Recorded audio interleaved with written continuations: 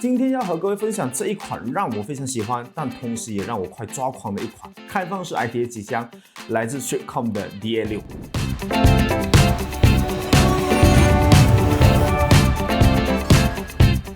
之所以会这样说，是因为它有许多非常自由性的安装方式，可变化的形式也很多样化，能直立式也能横卧式，同时还能支持280水冷，甚至你想这样安装风冷也是可以的。包括电源的部分也能够通过这个可移动和拆装的模组支架，即便是 ATS 电源也能够很好的安装，确实有着非常大的自由性。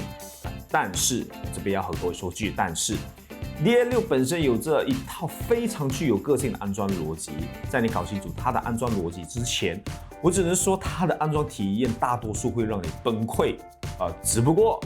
一旦你已经掌握了 DA6 本身的安装逻辑性，你会发现一切的安装体验就变得舒服很多，甚至你会认可它这类独特的安装逻辑。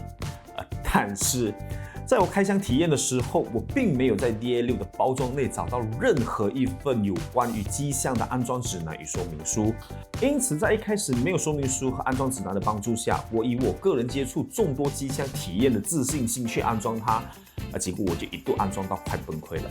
于是我到了 Streetcom 的官网去查看 DA6 的说明书，这里不得不说 Streetcom 在产品说明上确实做得很仔细，但就是因为太仔细了，任何一个步骤你都必须一个个点进去查看，而且官网只是提供英文说明指南。最终在我花费差不多20分钟去消化它10分仔细的说明指南后，整个的装机过程就变得超级无敌舒服了。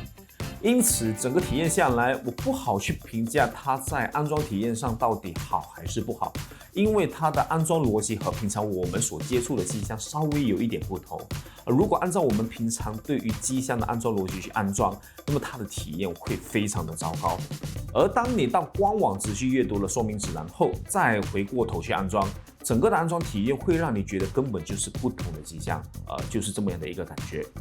所以说我会觉得它在安装体验上是特别的，称不上糟糕，但也不能说是优秀，而是给了你一种与众不同的体验。同时似乎也想告诉你，别想用着你的思维逻辑来驾驭我，你只需要好好的跟着我的方法去安装就得了。这就是我对于它的安装体验评价。说完了最重要的部分，现在终于可以好好和各位介绍这款 DA6 了。不过基于 DA6 本身就是一个开放式 ITA 机箱，上的性能我想就不需要花费篇幅去测试和分享了，因此我将集中在它本身的做工用料与设计，以及安装细节和配件搭配体验上的分享。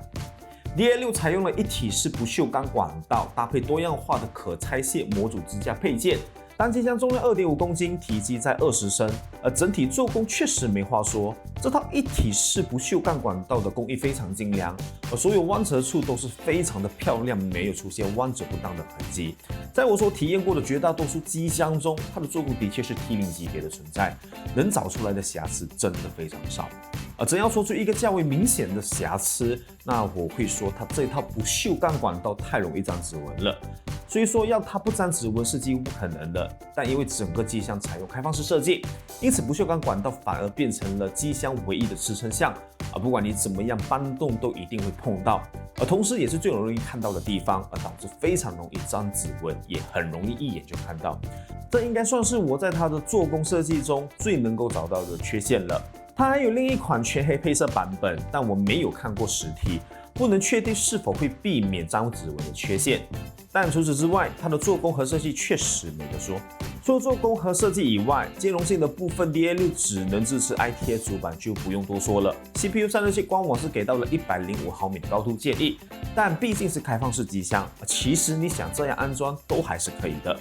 除此之外，也能够兼容280水冷。而显卡的部分，我亲测最长只能支持323毫米长显卡。在这样的长度限制下，目前旗舰级别4090的可选款式就非常有限。当然，对于长显卡，特别是40系显卡的用户，DA6 也还有另外一个更长版本的 S1 可供选择，算是变相解决了这部分的缺陷。在我体验了这款机箱后，我个人觉得 DA6 的安装模组支架是它整个设计中非常亮眼的存在。随机箱一共提供了8套，你可以非常自由的去调整你想要安装的模式和位置，来达到各个硬件之间的妥协性。一定程度上能够避免一些硬件之间的冲突问题。而在我实际安装的过程中，除了因为机箱本身的整体体积设计与限制所导致的兼容性问题以外，基本上我是完全没有遇到过硬件之间的兼容冲突。这部分细节在 DA6 上确实有着非常棒的体验。另外，如果8套安装模组支架还无法满足你的需求，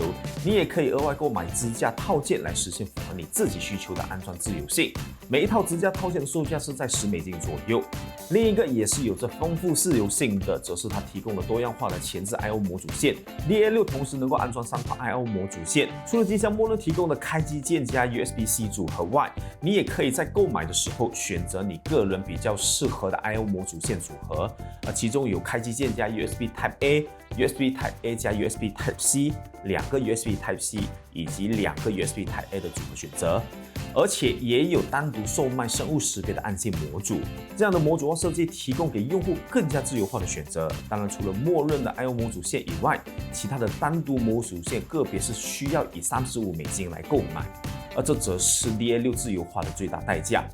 只是值不值得这回事就看个人的选择了，这边我就不去特别说明是否会推荐观众去购买这类额外的安装模组支架和 I/O 模组线套件。毕竟这些东西的确是 DA6 本身的卖点，起码它给了你可以提升自由性的选择，而只不过是需要用上超能力来实现就是了。另外还有这个可调整显卡安装位置的设计，用来应对不同厚度和阅卷幅度的显卡。这个设计与细节确实很到位，不会因为了要兼容大显卡，使得安装小显卡的时候看起来格格不入，也不会因为了小显卡安装起来更加好看而牺牲了大显卡的兼容性。当然，开头我也说到了，你必须去了解机箱本身的安装逻辑性，这样才能够进一步提升它的安装体验。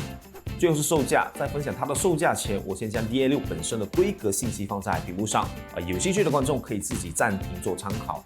DA6 本身在官网上的售价是$158，而带 SL 版本则是$170。本身除了 Chrome 金属配色以外，也还有全黑外观版本可供选择。售价看起来其实不是特别高，但要注意的是，这售价本身是没有提供 PCIe 延长线的，并且也只提供你一组默认的 I/O 模组线套件。倒是8套安装模组支架，我个人觉得还是足够的。此时如果要装上 PCIe 4.0 的延长线，以及额外的2组 I/O 模组线套件，那么价格合计将会来到$270到$283，最终价格也就直接爆炸了。